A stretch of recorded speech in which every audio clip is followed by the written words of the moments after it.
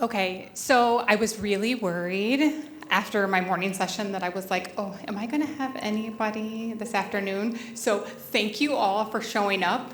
I appreciate that. And thank you for all of the people who pulled me aside and trusted me with their survivor stories and hearing about how people want to further the work and continue this conversation. So I greatly appreciate that.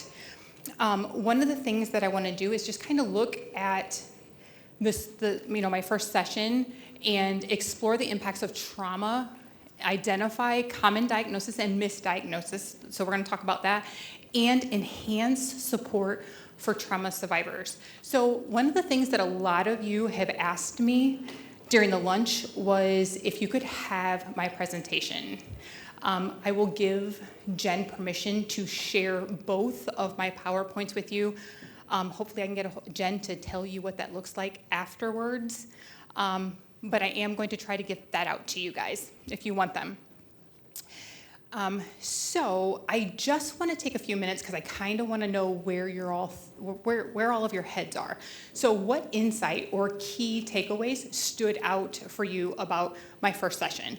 Or what questions or curiosities did this presentation spark? Because we're going to kind of deep dive into why.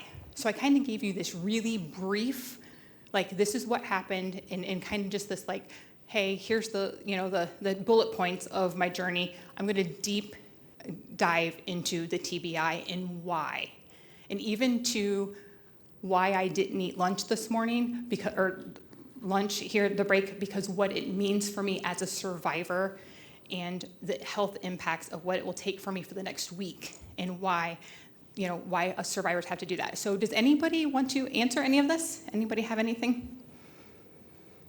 There's one there. She's coming around with the mic. Hi, I want to say thank you for your presentation. For once, I felt that somebody was listening to what I'm always talking about. If you have a brain injury, if you have gone to trauma, it's gonna show up in the body. And if we are working with people who have endured any type of trauma, it's gonna impact the way the brain is gonna function and the way their body is gonna function as well. So thank you. Thank you. And this is the whole point of being here, right? This isn't just about domestic violence victims, trauma victims. This is about our first responders. This is about our ER personnel. This is about our SANE nurses, our forensic nurses. This is about anybody. Like, you see trauma over and over and over again. It does, in fact, have impacts on us. I had somebody at the break tell me, I only suffered emotional abuse. We have to stop saying that, because let me tell you, I have endured every single type of sexual, physical, emotional abuse. I'll tell you, the thing that haunts me today is the verbal and emotional abuse of being called porky and being put on a scale, because there's no amount of therapy that can rewire those things. So we need to stop that, but it was just emotional. It was just verbal. It's just as impactful. Words hurt and they stick. And there's no amount of evidence that can show the impacts of verbal and emotional abuse. Anybody else? Hi, Paula. Oh, yes. We spoke earlier today. I already complimented her, I assure everyone. Her presentation is an inspiration. And we're currently working or trying to set something in place for survivors with a brain injury. But I think one of the key insights for me was early intervention and how important it is to have that early intervention in place. Mm-hmm. So yeah, thank you for that. Perfect. And that's one of the things that my doctors and I, they're functional medicine doctors, so they, by traditional MDs, they're not really, their work that they've done with me isn't really being taken seriously, even though I have, the proof. We've seen what happens to me and stuff. So one more, anybody else? One last thing? Okay, over here. And then we'll get started.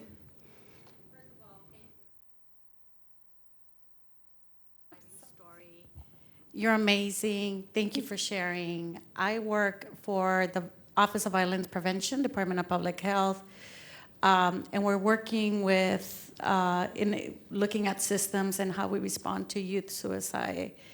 And when you talked about your story and talked about how you were suicidal, I thought there's someone else that we failed to support. And so I was thinking about that, and I was thinking about how devastating must have been for you coming into a system, in a healthcare system that did not take you in and support you. So my heart was broken when I heard how they treated you, and I'm really sorry for that.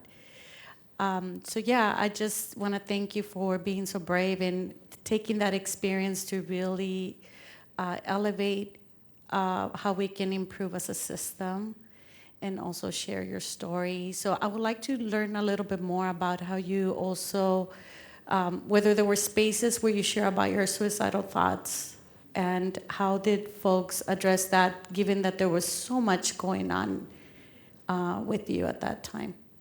So I will talk about the mental health and suicidal part here in this. One of the things that I want to say about youth, okay, the youth and our mental health crisis is this. Let's look at the behaviors of a lot of our youth. So I look back at, so we talked about me having an ACE score of 9, correct? So we talk about these, the mental health aspect. Sometimes, and I think that because mental health, so I was born in 73, in back in the day, we didn't really have talks about youth and mental health. But one of the things that I did is risky behaviors. So I'll say like unintentional, I guess I would say almost unintentional suicide attempts.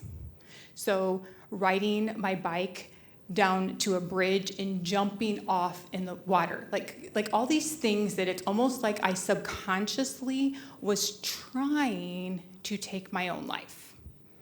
Risky behaviors, and I did it all through my recovery. I would never do some of the stuff that I did, getting on the back of a motorcycle, going 100 mile an hour with someone who was drunk. I mean, there's a lot of things, like, again, the fact that I'm still alive and standing here today, again, is my faith, and that God has put a hedge of protection over me, that I'm still here, because with all the stuff that I've done, I should be dead. So, and again, I think that that's where we're gonna talk a lot about the suicidal behaviors, okay? And again, so here, like, we really, really need to have these conversations of, instead of like having this very siloed, like, hey, let's send Paula to women who resort to violence. Let's send her to AA.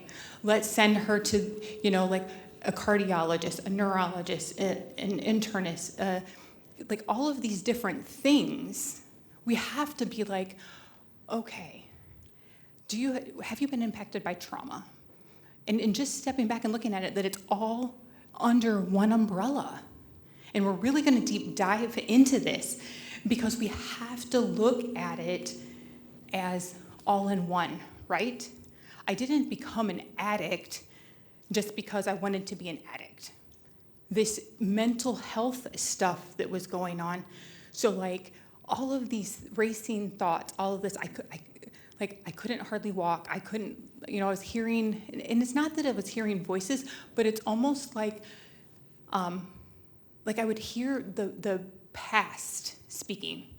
So like if the guys on the fire station would crack fat jokes about each other, because I have that trigger of Porky, I just wanted to go and throat punch him.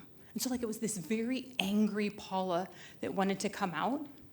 And sometimes, man, I would throw stuff, chuck it across the thing and be like, stop that. Which was assault, right? I'm assaulting other people because I'm triggered. And so like I drank to kind of calm some of that stuff. I pill popped, I did all of these things, all while functioning as a paramedic alongside some of the trauma docs, police officers, and nobody knew. Because what? We can hide it. We make up stories. Now, I'm just going to let you read this while we talk about it, but like we have to have this conversation because personalized healing. We all know that trauma and brain injury doesn't look the same in any two people, right? So we have to understand that, like, if somebody opened up that door, and I'm hoping I'm not going to trigger anybody, but if somebody opens that door and we have an active shooter in here, okay, doesn't hurt a person. When the police show up, how many different stories are we going to get about what he looked like, how many different shots were fired, what he, all these things. We're going to get however many people are in this room, right? Why? We all witnessed the same exact thing. So why is the police officer not going to get one story? It's because our emotions and our prior experiences play an impact. So that's why we have to have personalized healing. Some of us are going to never want to come to a conference again. Some of us will, like I would, may never want to get on a stage. And some of you will not be impacted at all. That's the way trauma and brain injury work as well. So fragmented care, and here's a big one, the mind-body disconnection. People do not understand that. When you are a survivor of child molestation, sexual assault, physical violence, strangulation, to protect yourself, especially when it's chronic, you close your eyes and you can just shut off and go to a different place. I got to do what I got to do to survive this moment. And sometimes you don't even remember. And that's the hard part, because we need to remember, because what do the police and the prosecutors need for a conviction, for a charge, right? They need that memory. And if it starts looking like they don't have it, they can't remember pieces, then we can't prosecute. Which then the victim sees that as, the legal system failed me. They don't care. They care more about the abuser. And then they get on social media and they talk about it, and then more and more survivors don't want to call the police. So we got to start having those conversations. I'm just going to put this out here. We all know about ACE scores. We all know that the more trauma you are around, generational, just everything, early death, right? I was told, Paula, you will not see 50. I am telling you, I'm going to work my tail off and I will see 100. That's my story, and I'm sticking to it. So, trauma is embodied. Here's the thing. Trauma can appear at any time in your life, okay? And the problem is, we have women, I'm going to pick on women for a minute. We have women who start getting forgetful. They start having hot flashes. They start having all of these symptoms. And traditional care says, oh, you're hormonal, you're perimenopausal, oh, you're forgetful, it's just your age. And some of that goes to men too. Like, we have this thing in America that, like, hey, when you're 40 and 50, life starts kind of on the downhill. Nope. The brain should not be like that at 40 or 50. We have to, again, have those conversations about what that looks like. Very, very messy drawing. But this is like those traumatic events, ACEs. This is how emotional trauma has impacts on your health. Again, this is not just physical violence. Emotional. So again, with the work that you guys do, you are impacted emotionally. Make sure you take care of yourself and unpack that day-to-day stuff. Okay, now here comes the meat and potatoes. We're going to get into this very complicated picture. So we're going to first amygdala and hippocampus, okay? Alarm center versus the memory center. when you have trauma. Your filing cabinet, so we are all given a big file cabinet, okay? That's where our memories are stored. Every time you are impacted by trauma, it's like your drawer is opened and a file folder is thrown away. You are losing more and more and more memories, short-term, long-term. So you start missing pieces of your life, okay? Trauma does that. Amygdala, your alarm center. You start, the more trauma that you are given and you are, kind of subjected to, the more that your fight or flight kicks in. So what that looks like is Paula, who walks around the corner, this literally just happened to me, walk around the corner and there's somebody, I'm like, that startle reflex. Oh, I'm just jumpy. I'm just jumpy like that. Really? Or is your alarm center a little more sensitive? Okay? Again, here we go, breaking it down. And I know that there's a lot of information on here, but I'm giving you examples. And again, you can get these. I will make sure I get these to you. But when you have the hippocampus, that difficulty distinguishing past from present, which ends up looking like the Paula who throws water on the waitress at Bob Evans and throws her food, because you can't differentiate that past versus present. That emotional memory that is stored is being pulled back in our senses of smell, taste, hearing. Anybody ever see, smell, hear different noises or a color or something like that, and your mood just changes, or you can just feel, or somebody that they come talk to you and you just don't like them from the moment they open their mouth? We're not designed to just not like people like that, right? A lot of times, and that is one of the things that I do with journaling. If I have an instant, quick turn in my mood, I know that there's something there, and I'll journal it. And I'll start watching for the repetitive things. So was it because he had a black shirt? Was it his voice? I have literally paid somebody $100 to talk into my phone for 5 minutes because his voice, I wanted to hurt him. I started sweating, like back sweat. It was horrible. Heart rate went up. There was something about his voice. As I dug into it deep and I started listening more, it's because he sounded like my dad. And so I just listened and listened and listened and listened till it took the charge away. Same thing with bacon. I looked like a crack addict for a while, walking around with bacon bits, sniffing it for about 6 weeks so that I could not be over the top every time I was around bacon smell.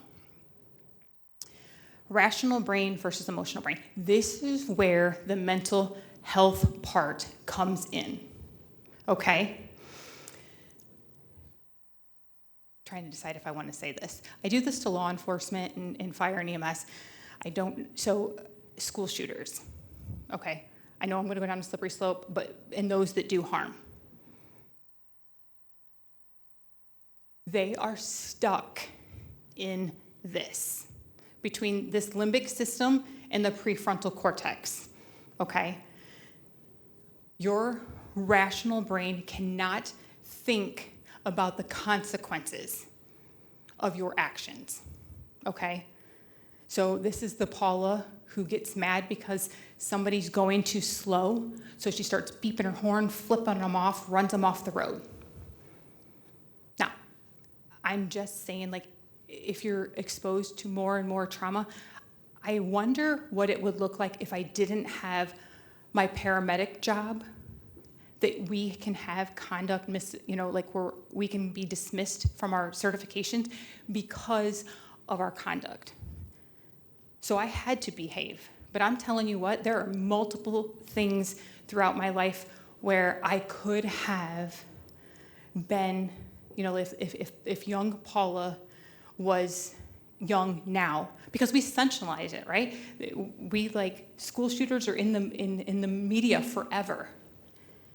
Well, they can't think about the long-term consequences and what that looks like for the future, because a lot of those times, when you start looking back at the history of them, they a lot of times have trauma, right?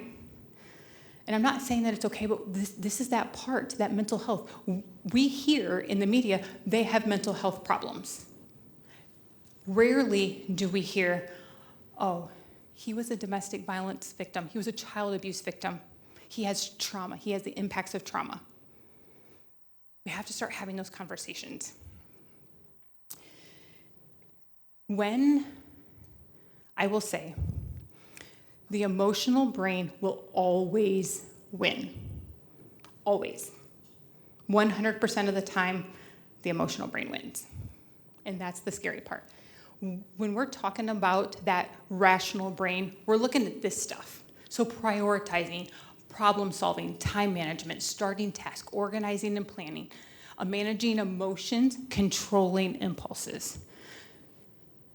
This looks like Paula being very promiscuous. Because guess what? Paula was looking for love, connection, something. There was this missing piece in me. I knew it as a kid.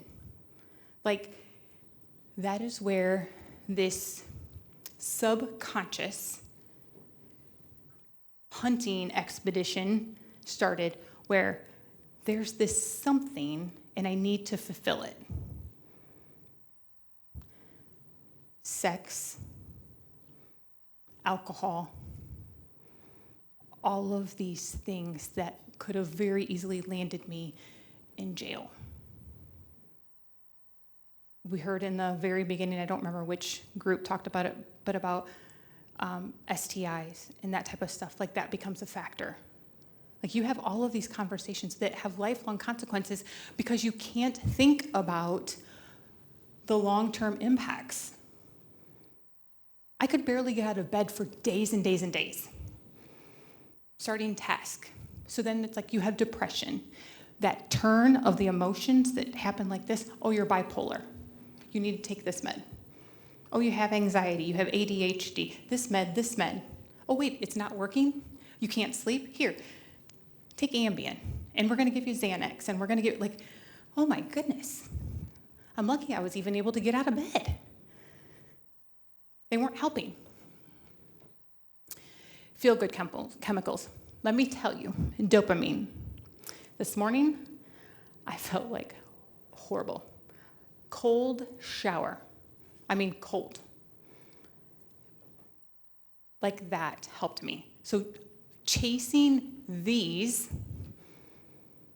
things healthy ways. So dopamine, reduced motivation and pleasure. Oxytocin, difficulty trusting and connecting. Think about how many of your survivors have these things, right? Serotonin, increased anxiety and mood instability. And endorphins, diminished pain relief and euphoria. They have no pleasure in life, which looks like depression. It can. Mental health problems. They just can't see any hope. You can't see any point of life. And so you're just like, I just want to die. Been there several times. Looked up and took a lethal dose of Ambien. 6 months later, my doctor tried to re-prescribe it to me because I wasn't sleeping. Not everything can be fixed by meds. We have a lot of people being diagnosed with fibromyalgia. I was one of them. Pain. Let me tell you, since I started rehab and started understanding the impacts of trauma, I don't hurt anywhere. All that pain that they said you had fibromyalgia, that you have arthritis, that you have all these things, trauma stores in the body. As he says, the body keeps score. So we have to have these conversations, because you can put people on all the pain medicines you want. It's not going to help. It may relieve some of the symptoms, but the minute they go off of it, they're going to continue to have it, which means now we need them to take more and more Percocet, more and more oxytocin, or oxycodone, I'm sorry. Then the body gets used to it, so then they start going for more and more and more. And then then they tried heroin. They tried street fentanyl. Some of that stuff. Stress hormones, cortisol, adrenaline, and noradrenaline. Cortisol, chronic stress response. This is why I didn't eat lunch. So, one, I know that gluten and dairy, so I'm an addict. I always will be, okay? There is no recovery from addiction. If I would go out there and I eat something with bread, so how many people knew that gluten and dairy hit the same receptors as heroin and fentanyl? Anybody know that? Okay, a couple of you. Gluten breaks down to glutamorphin. Dairy breaks down to casomorphin. It's the same receptors. If Paula goes and eats one brownie, Paula will clear out a whole 16:9 pan in one sitting. That has happened. I can't control it, which then I want to drink. And Paula has 2 drinks that turns into 22 drinks. And drunk Paula does a lot of bad things. So that is why I don't do gluten and dairy.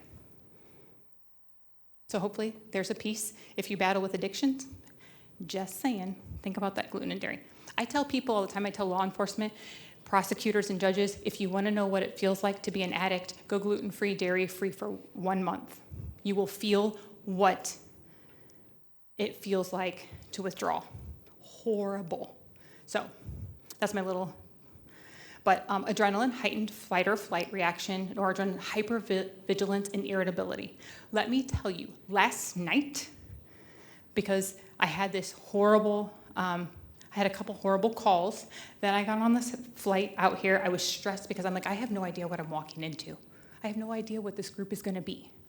So I was super stressed. Last night, I went to go ask the hotel person for a key, and she kept talking to somebody.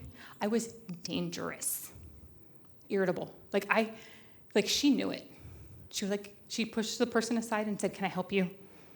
I could have easily probably landed in jail here last night because neurofatigue, I was done.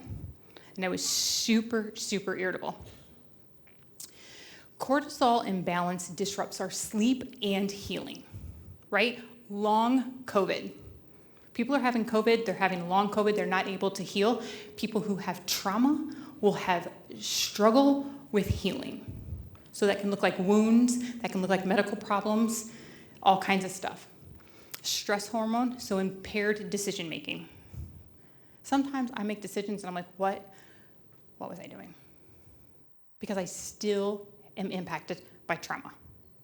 You can't think about the fact that, like, when you tell the prosecutor, or the officer, I don't want to press charges. Because at the end of the day, you can't think about tomorrow. You can only think about today and that I need to be safe today. I'll figure out tomorrow. So brain waves, brain architecture, brain neural pathways and nervous system. One of the reasons I was diagnosed with early onset dementia was because on my MRI, it looks like I have brain shrinkage. The reality is this. So this is a normal brain. Over here, this is a PET scan of a child that was basically an orphan. He was not kind of loved, did not get the nurturing, has trauma. My brain never fully developed because Paula had the ACE score of 9. So now you talk about, I have this childhood trauma, and so the brain is already messed up, and then you take the fact that I have this anoxic injury from the strangulation, I have the traumatic brain injury from the hits to the head. I mean, you're talking about layer after layer after layer. And then this prosecutor comes to me and says, I want you to go in front of the grand jury and talk about what happened to you. As there's 26 pictures of me plastered all over this thing beside me. And then you're upset because my story is fragmented and all over. Well, we have to have those prosecutors, those law enforcement, those people to understand I can't help it. I'm not making it up. I'm not embellishing. I'm not being non-compliant. I have impacts of trauma, that multi-layered stuff. This is kind of what it looks like. Now, think about our society today. So again, you have the people that have the problems with the memory, the being, fight or flight. Then you have these people who we have bad habits of mind, so constant negative thoughts. You can't get on social media without seeing negative, negative, negative. Anxiety, unable to concentrate, vulnerable to addiction. We have an addiction problem in this country. And reduced motivation, focus, and fatigue, and depression. That sounds like half of America, right? Brain injury can look like all of these things. Difficulty understanding directions, they have memory problems, filling out forms. It's not that they don't care, it's that they could have this. I mean, you can't really live in America today and see the news, social media, or anything without being traumatized, really, right? It's negative, negative, negative. It can just be that. Okay, immune system, hormones, toxic elimination, cellular change, okay? What this looks like is hormones. It truly can cause problems to your thyroid. It can cause problems to like a bunch of the structures of the body. So, toxic elimination, intestines and kidneys. Let me tell you, there was a time when my gut, I went from one extreme to another day to day. Diarrhea, IBS was the diagnosis they gave me. I could not two-cheek sneak it to the bathroom quick enough sometimes. And that does not work for a paramedic firefighter who's on a fire scene. Doesn't work. But we have a lot of people who deal with constipation and diarrhea. That looks like them having these IBS, Crohn's. I was given all of those diagnoses, right? Nervous system.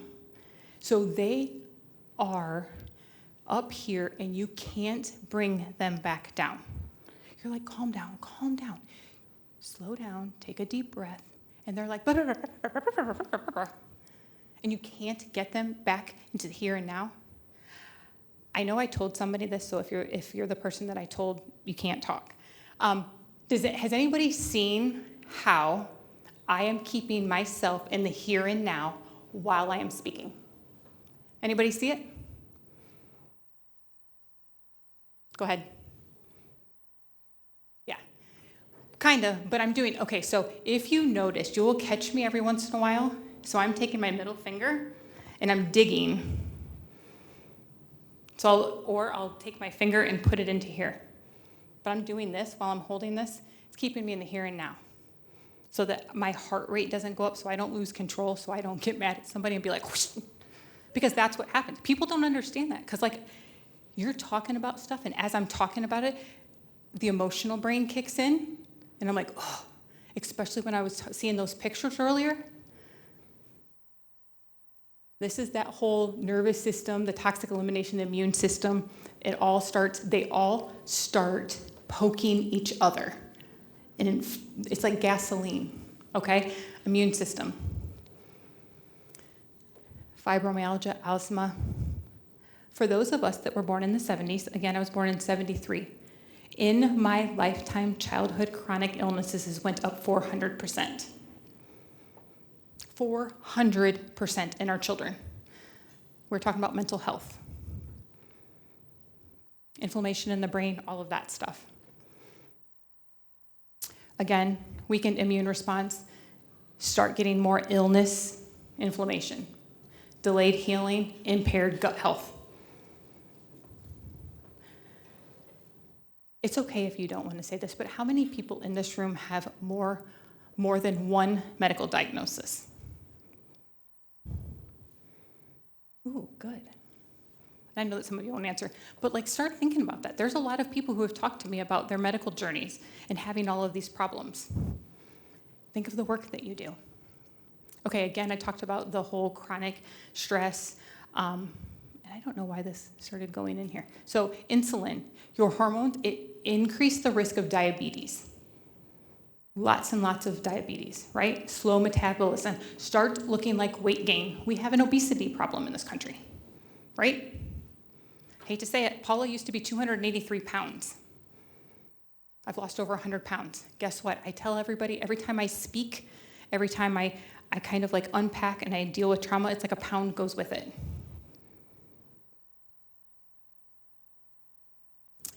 Gut health, again, liver. This morning on that video that will be posted later on my YouTube, I put this morning, I started having this dull ache and I was like, oh, no. I ended up putting I started working on that. So that's why I was doing the chicken dance video and started an exercise. And I was trying to bounce and doing this, trying to get that liver, that stagnation. And I was putting, and here's the brain injury part, I forget the castor oil. I rubbed castor oil on it. First thing when I got up this morning was bouncing, doing exercise, I was dry brushing, everything to try to get that liver. Because it looks like, if you look closely, I have a lot of like swelling under my eyes, especially on my ankle. If you look at that. That's because the liver is backed up, because I've had a rough couple of days, so the inflammation is going up. The liver is slowing down. When I went to the doctor, when I first had this, the traditional doctor, they wanted to take out my gallbladder. I can fix this by just doing 20 minutes of exercise. Skin health, lymphatic system. Again, this is that whole stagnation of waste removal. That's what that's from, the swelling. How many people knew that cancer can be turned on? So we all have cancer cells, right? Every single one of us has cancer cells. Trauma turns it on. One of the worst parts of working with different doctors and understanding is that I now know that my trauma that I passed on to my son will be passed on to my grandson and will be passed on to my great-grandchild. Trauma can last, as far as cancer goes, 4 generations. I really, really want to be able to say it stops with me. When I die, so does the impacts of trauma? No. It'll go all the way to my great-grandchild. Okay, so now, again, you start adding the anoxic injury, the traumatic brain injury here. We start having this. We talked about neurons can't regrow. Society says once you get old, your brain, you can't rebuild that. Lies. You can. I'm doing it. You can rebuild it, but you have to be able to acknowledge that you have been impacted by trauma. Strangulation, ooh, dirty word. You also have an anoxic injury. We know that most strangulation victims don't have marks. Well, what are you going to go to the ER with? He strangled me. He put his hands around my throat. Well, there's no evidence. I don't see anything. What do you want us to check? So you want us to order a CT, an MRI for nothing? People aren't. How many of you would go to the ER if you didn't have anything to show them what was wrong? Nobody, right? They're not going to go get help because they don't know that it's there. Again, I showed this earlier in the previous one. We have to, it's all of this stuff, right? Self-care, being able to manage the relationship, secure housing. This is stuff that we expect survivors to do. They can't. They can't think straight. It impacts every single part. Trauma impacts every single part of them. We're going to go back to this, okay? We're going to go back to the angry people live in angry bodies. They have to be aware, and they can't find the healing till they know there's a problem. You guys, in the work that you do, need to give them the seeds to know that these things are possible. How many of you have read this book? Okay, so call to action. If you haven't read this book, great book. The other one that just came out in 2022 is The Myth of Normal. Has anyone read The Myth of Normal? I know Carrie has. I am telling you, by far, I thought this book was good. The Myth of Normal is probably one of the best books I've ever read. Actually, I will say the best book I've ever read as far as understanding trauma. Carrie, it's Gabor, right? Yeah, Gabor Mate. Great, great book. Now, let's look at what I mean real quick when I say you're impacted by trauma. Ignore my stretch marks. I recently had to deal with my brother. I don't speak to my siblings. My mom has now had to be put into a nursing home. We had to go get guardianship over my mom. Having to go to court, having to be around my brother, having my mom say, it's your fault, Paula, that your dad cheated on me because you were the first one. So all this stuff started happening, so my inflammatory response went in overdrive. If I would have went to the doctor, they would have given me Salumedrol, they would have given me Decadron, they would have given me all this stuff when it wasn't. It was a trauma response. The body keeps score. What this looked like is, this is that whole angry people live in angry bodies and how we have to know the sensations in our body. We have to help survivors understand that. Because here's my weight. I have been staying within the same 10 pounds for 5 years. Whoop. Cortisol.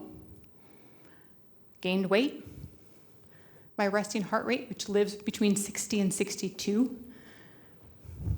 My resting heart rate was up to 70.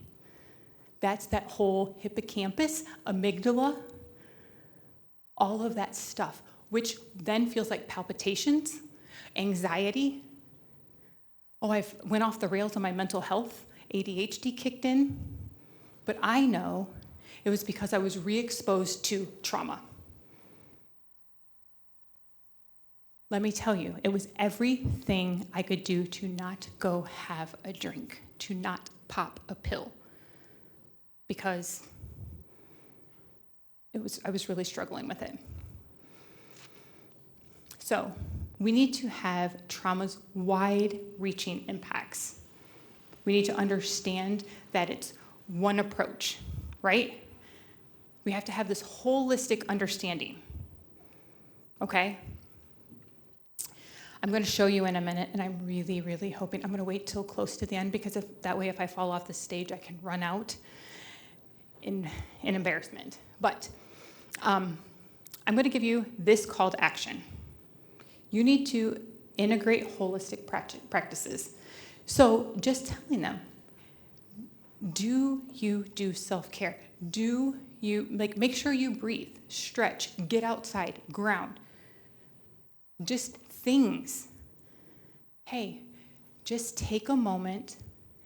I know that you need to give me your story, but let's take 10 minutes. Get them to breathe. There is tons of videos out there on breathing techniques. Get them to do that or something to ground themselves before you go and ask them a very detailed event of what just happened to them.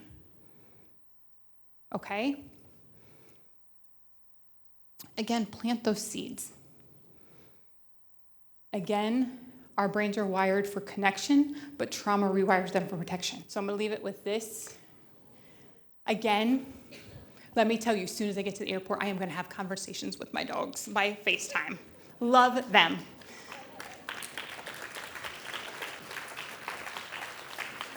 I just turned on the fire hose at you guys. I'm just giving you a very, very simple, kind of broad view. How many of you have looked at trauma in the chronic health like this? Anybody?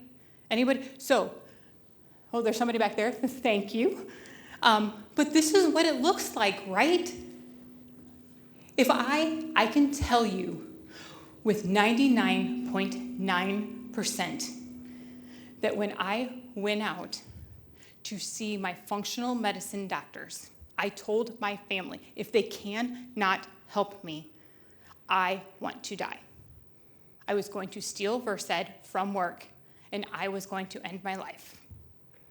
I didn't want to live like that anymore. I couldn't drive. I couldn't work.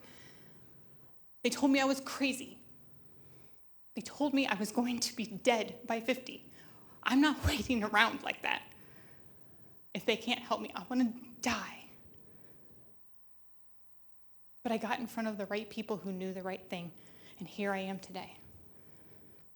And I'm telling you, there are tons and tons and tons of survivors just like me who are taking their life, who are losing their children, who are losing their jobs, who are ending up in jail. Because we don't understand the impacts of trauma. Questions? Anybody? All of that, and not one of you have a question? Real quick, while she's getting the microphone, how many of you are glad that you came to the afternoon session and are walking away with some kind of knowledge that you can take to survivors? Okay, my job is done. I just would like to know, do you still have communication with your father? With my father is dead. Okay. So my dad died in 2011. Let me say that my dad was a horrible, horrible man, and he's lucky he died because I would 100% try to make him pay for what he's done to me and multiple other people. Do you have any, any moment that you finally feel relief and forgive him? Yes, I've forgiven all of my abusers because forgiving them isn't for them, it's for me. It sets me free. That's what they did to me is between them and whatever they believe in. So I did not make any one of my abusers abuse me. I will never own that. And if any of you ever tell a survivor otherwise, you should probably not be doing this work. Sorry. But there's nothing that you can do to deserve to be hit, raped, beaten. Next, go ahead. Thank you for that, Paula. I did want to ask you, I know those, I believe you call them functioning, what was the two? Functional neurologist. Functional neurologist. I know the diagnosis and that assessment that you showed us really helped you, but what did rehabilitation look like for you? Was it just exercises that you did? Did you see them weekly? Because it obviously has impacted your life in a positive way. Mm-hmm. So I want to know, what did that kind of look like? What have you been doing these past few years to really help you? And because it seems like you are very self-aware. Did they guide you through this process, or once again, what did that look like? So the doctors that I saw in Minneapolis, it's from the neural connection, okay? So you go out for a 1 week intensive. So I went out for 1 week each of the times. So you go out for 1 week, you see them 3 hours a day. You're there for an hour, you leave, you go for an hour, and you leave, and then you do another hour. So I did a total of 14 hours for the week. Okay, so what some of that stuff looks like, there was nothing other than using my body. And on my social medias, I share a lot of that. So this morning I did a stim. So it's just putting different places on my body to wake up those nerves. Putting it on my tongue, brushing my teeth and inducing the gag because that stimulates that brainstem. It's doing complex movements, like if I'm standing here and I'm at home and I'm canning, I'll be doing this. Figure eights in opposite direction. This morning, I sat there, and I don't know if I can do this with holding this, but you do things like this, sit, and you do, hold on, because I'm carrying the microphone, but you do things like this. Go lower. So it's rebuilding those pathways. Paula could have never done that, and I'm not so sure that a lot of you could probably do that. It's little things of rebuilding those pathways, and I can do all of it for home. I have been able to purchase on Amazon everything that they did with me at the therapy center for under $500. I can rehab myself. Matter of fact, I hit a 8-point buck with our Echo vehicle, had a massive concussion, was able to rehab myself at home. So not only did I get this awesome rehabilitation from that, but like I got amazing education. So 1 week. Have not had to see them since. Anything else? Oh, go ahead. I just want to say thank you as well. This is a great presentation. I learned so much. I'm pretty sure a lot of people also want to know, because I wanted to know, in regards to seeking help or like asking for help in regards to, like, say, getting ourselves checked. I was worried, what I was worried about is, do I have to bring up who my perpetrators were, or like, whoever hurt me, because with me, I thought I was healed already. Like, I thought it was like, oh, I already forgave them. So I'm like, I moved on, so I'm good. But, obviously I'm not, because just being here, I thought I was just doing I was representing my boss, and I was like, I'm taking notes, but just everything just started coming back, and I was like, and then I started worrying. I started like, I'm like going back to from the first time I got hit, Anyways, but like, yeah, those are questions like I want to know, like, I just don't want to be able to have to bring it back up, or whoever they were, I just want to be able to be treated, Okay, so, and I can't speak for all of the doctors. I'm just telling you about my functional doctors and the holistic doctors that I have worked with.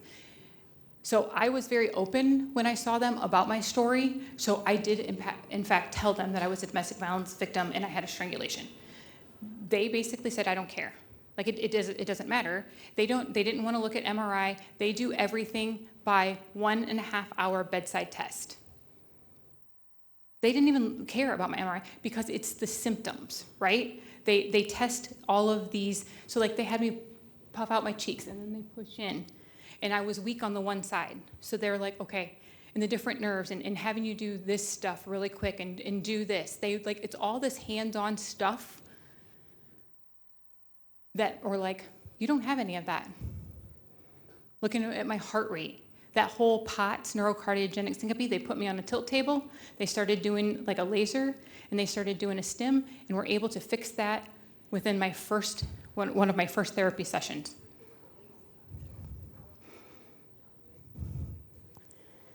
Yep. And some of that stuff is, if I don't rehab myself, I can look like I'll look like I'm having Bell's palsy or like I'm having a stroke. This morning, if I would have went to any of your guys' medical systems here with as weak as my left side was, they would have made me a stroke alert. But I was able to fix it because I understand where in the brain and how I have to do it. And they've made me stroke alerts several times. And then they're like, oh, you've got complex migraines. And then they tell me you have mental health problems. It's in your head. Nope, I have a brain injury and they couldn't find it. I have to rehab it. It's the impacts of trauma. So, anything else? Maybe one more person? Nope, okay. Hello, Paula. We've spoken earlier. Yes, thank you. So I came here because I believe that DV is a societal problem. And another reason why I came, because I wanted to be the face to represent the many men that isn't here. And I want to know, how do we broaden this conversation where men feel comfortable to come out and express the things that they've happened to themselves. Therefore, we don't see this as a woman issue, but we see this as a domestic issue. Well, one, it starts with more men like you having conversations in front of everybody like this, saying that they too are, that they too have been victims and they are survivors. I can tell you, and I had this conversation with you, Ohio does not have one resource for a male domestic violence victim to go. We don't have any shelters. We do need, because men are in fact victims, right? We need to, just like women, we need to start having more people have these conversations. Okay? Okay. But again, we need to have, I used to be one of those people. All men are abusers. It's always the man.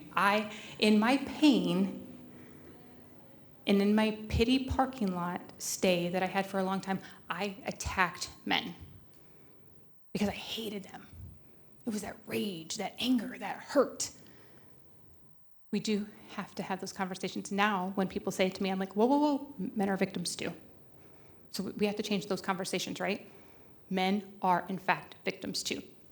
But my first presentation, 1 in 3 women, 1 in 4 men. So Look around, gentlemen. There's a lot of you in this room. One of you most likely has been a domestic violence victim. Okay, I know that I'm up with my time. Again, if I am going to work really hard to get to Jen so that if you guys, how many of you would want my presentations? Oh, okay, I will make sure that she gets them out to you. And I'm gonna have business cards up there. Like, it doesn't just stop here, right? We have to have these conversations that survivors, it's okay to not be okay. If you have a survivor who wants to reach out, I don't care if you give them my number, anything, any way that I can help any of you open up these conversations, because there's not a lot of survivors who are doing it.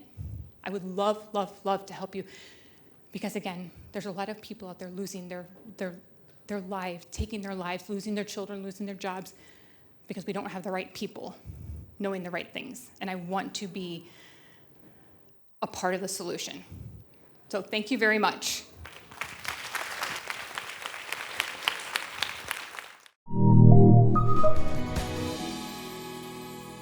We want to thank our sponsors, the Blue Shield of California Foundation and the National Health Resource Center on Domestic Violence.